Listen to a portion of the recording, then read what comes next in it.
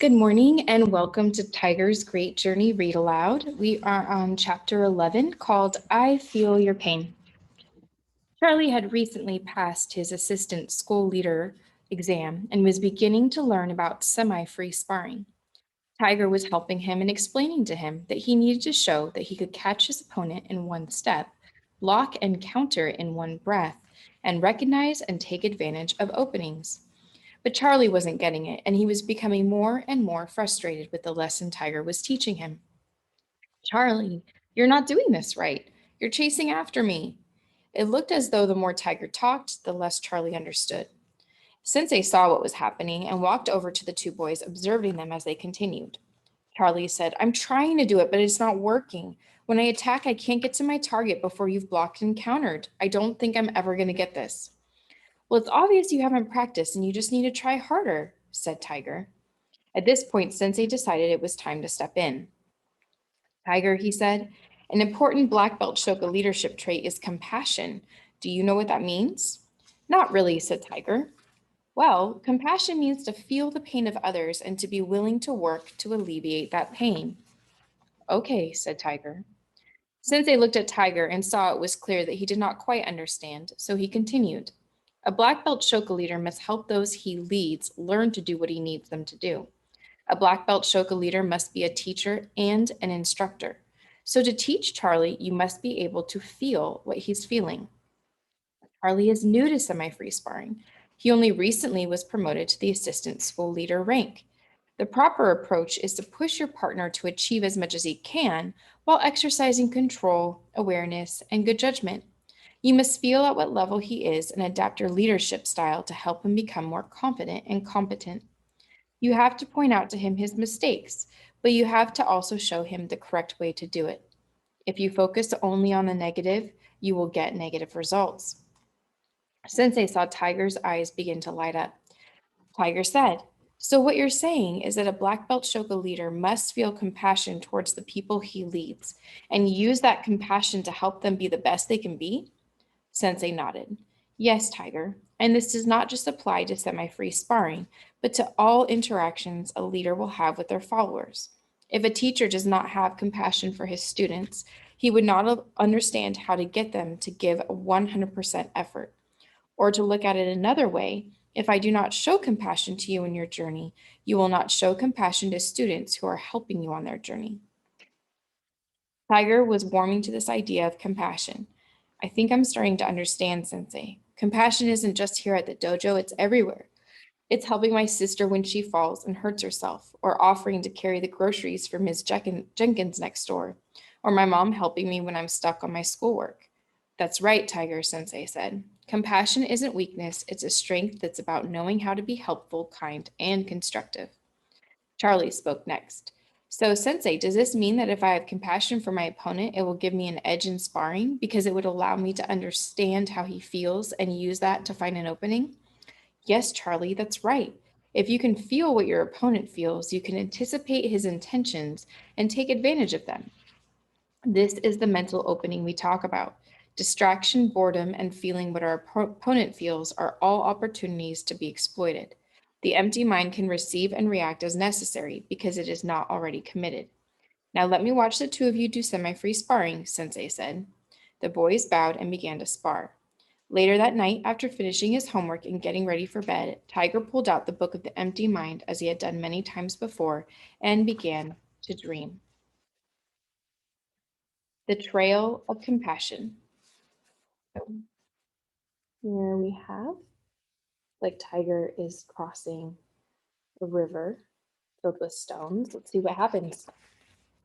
The two friends were walking up an incline with Blake in the lead. Tiger wasn't exactly sure where he was, so he stopped and pulled out his map. He looked ahead and could see the trail winding up the mountain they were about to climb. He was already feeling tired, and looking at the trail made him feel even more tired. He put the map away and walked a little faster so he could catch up with Blake. How long have we been walking? He said, when he finally caught up. Blake jumped and startled by the sound of Tiger's voice. I didn't hear you come up beside me. Seems like forever, but I guess it's been about 5 hours since we left camp. The two of them moved along in silence. Although it was daytime, a heavy mist hung over the mountains and it was chilly. Tiger was glad he was wearing his heavyweight gi. As they rounded a large boulder that bulged into the trail, they stopped abruptly. In front of them was a man sitting hunched over. Tiger and Blake stopped, careful not to get too close. They didn't quite know what to do or expect. After an awkward moment, Tiger asked, "Sir, are you okay?" It felt like it took an eternity and a great deal of effort for the man to slowly raise his head. His face only added to his utterly disheveled and haggard appearance. He looked at each student but said nothing. Tiger tried again. "Sir, my name is Tiger. Are you hurt?" The man finally found his voice. "I am the locksmith," he rasped. Tiger and Blake looked at him quizzically, as this was not your typical introduction. "Are you hurt?" Tiger asked a bit more firmly. "Only my pride," the locksmith replied. "I'm no longer needed, so I have been shunned." "Where do you live?" Blake asked, "and what is shunned?" "I live out here among the trails and among the rocks and trees, much like a wild animal." Almost to himself, he added, "Shunned means avoided. They don't teach these things in school anymore." Tiger had the urge to press on, but he also felt like he should help this man. So he asked the locksmith, "Is there anything we can do for you, sir?" The locksmith shrugged and replied morosely, "It's all been done already. Just go." Tiger found the man a bit rude, but he had held his tongue. Then Blake took a blanket out of his pack and said, "You look cold. Take this." And he handed the man his blanket. Tiger thought he saw a tear in the man's eye as he reached for it. Blake and Tiger were about to walk on when the man said, "Wait." The locksmith reached under his clothes and produced a beautiful key. It was shaped like an old skeleton key, but with an emerald green globe on the end. The globe was filled with a thick liquid that moved slowly as the locksmith rotated it between his fingers. The man handed the key to Blake and said, "If you find yourself in a situation that you can't get out of, use this key." At that point, he wrapped himself in his new blanket and spoke no more. Tiger and Blake briefly engaged in a muted discussion as to the meaning of the man's last comment, but the conversation soon tapered off as they set themselves to the task of climbing the trail. After another hour, Tiger could see that Blake was feeling worn down. Tiger suggested they halt for some food. They spread their other blanket out and started a small fire to keep warm. Blake opened his pack and brought out biscuits and jerky for them to eat. They sipped water from their canteens. Tiger wanted to continue. The reason for their journey had not yet revealed itself to them, and he wanted answers. Blake had said several times during the day that he felt eyes on them. The two of them were lost in their thoughts when they heard a cracking noise. As one, they turned to look. A dog crouched at the edge of the encampment. It was mangy with matted fur and looked to be on its last legs. A string of saliva slid off its jowls as it stared longingly at the fire and sniffed the smell of food. Blake reached for a stone to throw at it and drive it away. "So it's you that's been stalking us," he said, and drew his arm back. Tiger reached up and gently restrained his arm. "He's just cold and hungry." Tiger tore off a chunk of jerky and tossed it to the mongrel, who pounced upon it and then retreated back to the edge of safety. The morsel was gone with a gulp, so Tiger tossed a chunk of biscuit out, a little closer this time. The dog edged forward, unsure of the company, but hunger won out. This time Tiger and Blake could see his ribs clearly along his flank. "He's just ribs and bones," Blake whispered. "Ribs," Tiger said. "That's what we'll call him." Blake laughed at the funny name, while Ribs eyed them wistfully. Tiger stood up and smothered the fire. It was time to move on. Blake packed in a few minutes. They were ready to go. The two continued hiking for another 3 hours until dusk. Tiger scouted a good spot back from the trail, and they made camp there for the night. A few times during the evening, Tiger spotted Ribs in the fringes of the firelight, apparently longing for heat and company. Before bed, Tiger and Blake discussed who would take which watch. They decided that Blake would take the first watch until midnight, and then Tiger would watch from midnight to dawn. The next morning, Blake woke to the tug of his big toe. Tiger smiled. "Rise and shine, sleepyhead. It's time to eat and get going." Blake sat up and spied Ribs getting a little closer along the edge of camp. They ate quickly and got moving because it was a chilly morning. The trails soon grew more rocky and harder to traverse. It didn't help that they were gaining elevation. Tiger encouraged Blake and helped him maneuver past the more difficult points along the trail. Their skill at teamwork came in handy, and Tiger realized that what he was learning in the dojo was becoming second nature to him. After a couple of hours, they were ready for a break. They stopped, snacked, and sipped water. Ribs had stayed close behind the two of them, and now Tiger heard Blake talking calmly to him. Tiger was pleased to see that Blake was treating Ribs kindly after his aggressive reaction to him the day before. Maybe he had been trying to feel powerful in an uncertain situation, Tiger thought. They finished their break and headed for the trail. Almost immediately, they encountered their greatest challenge so far. The trail became a set of granite steps sized for giants. Each one was the height of a grown man. The boys knew that getting up these steps would require a real team effort. I don't know why I was so tired today. They took a few moments and devised a strategy. The plan they came up with called for one of them to climb onto the other's shoulders and then onto the step. And once up, the first boy would pull the second one to the top. They decided to have Blake climb onto Tiger's shoulders first. This worked great, and gradually they made their way to the end. Exhausted, they sat down to rest. They looked back at what they had accomplished and counted 14 steps in all. After a few minutes of rest, they heard the sound of a creek and got up and walked over to it. They bent down, filled their hands with the crisp, cool water, and drank their fill. When they had finished drinking, Tiger noticed a large rainbow trout caught in a small depression of rock out of the stream. Without really thinking why, he reached down and scooped the fish over into the running water and watched it disappear into a colorful flash. With their thirst quenched, they refilled their canteens and crossed over the stream. The trail was less steep at this point, and Tiger thought that perhaps they were approaching the top of the climb. They moved more quickly, and the trail was a little wider, even though the sides remained steep. Feeling confident, Tiger moved at a good pace. Soon the boys rounded a switchback and came to a sudden stop. A pair of doors made of stone, every bit as tall as two men stacked on top of each other, blocked the trail, halting the adventure's progress. The doors were built into an archway and were made of the very stone of the mountain itself. The sides of the trail were sheer and high at this point. There was no way to go back or through the doors. Above the doors, there were letters carved into the arch. The boys deciphered the word compass. Then a portion of the carving was broken off. Following this were the letters O-N. Compass on, Tiger said. Do you have a compass? He asked. Blake said he had thought he had one in his bag and began to search for it. Tiger approached the doors and inspected them. Here it is, Blake said as he fished the compass out of his pack. He held out the compass and looked at it, turning it over in his hands. I don't see an on button. Tiger pressed in close, and when they concluded that there wasn't any way to turn it on, he held it out in the palm of his hand and waited for it to steady. But the compass spun wildly. It wouldn't be still.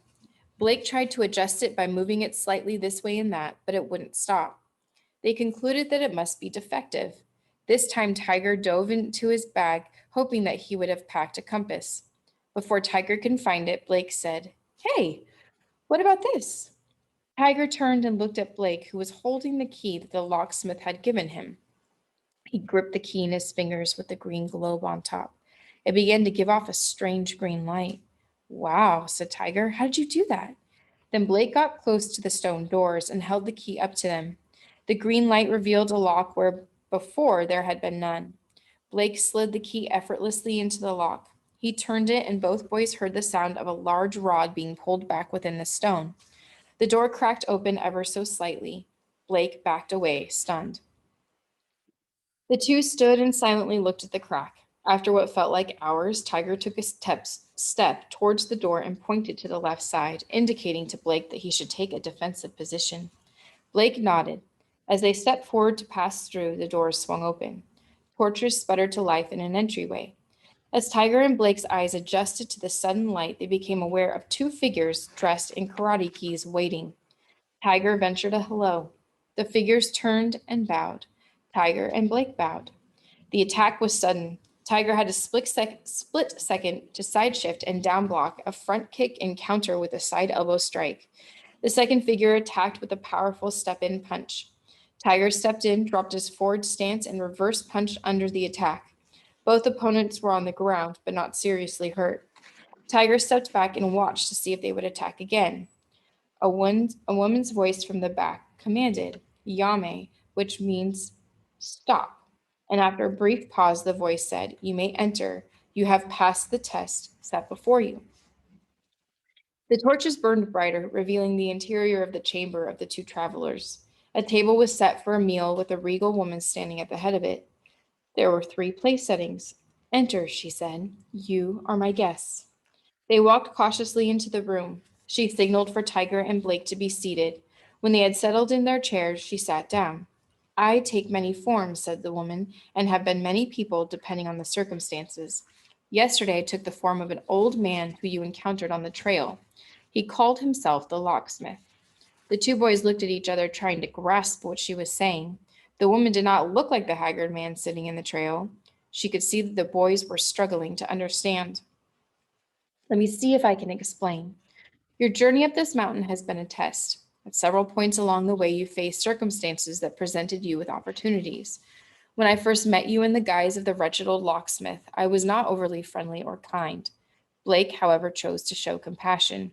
He gave me a blanket to keep me warm, and I gave him the key in return, as a gift to be used in completing the test."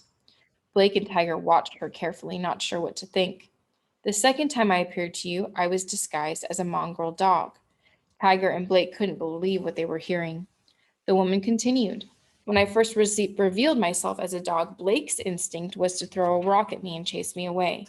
This is understandable, as he was inclined to be wary and perhaps even afraid. The tiger, you kept him from throwing the rock and instead offered me food and kind words.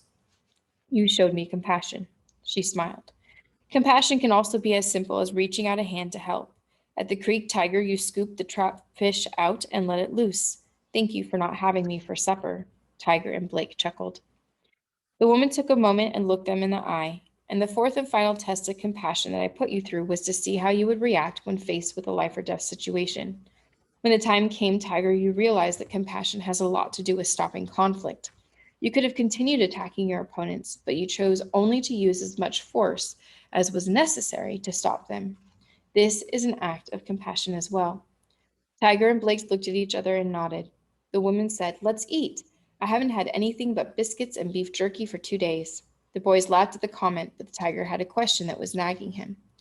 "What about the arch on the doorway? Why does it say compass on?" The woman laughed. "Yes," she said. "I never seem to get around to fixing that. Before the arch chipped, it said compassion." When the boys had finished their meal of brown rice, fresh corn on the cob, and broiled chicken, they thanked their host, said their goodbyes, and set out again on their journey. A couple hours after leaving, they stopped for the night to set up camp. Tiger wanted to look at the map, and when he opened it, there was the word compassion, and next to it was an open hand reaching down to give another a hand up. Thank you so much for listening, and we'll see you next time on the Great Journey podcast. Have a great day.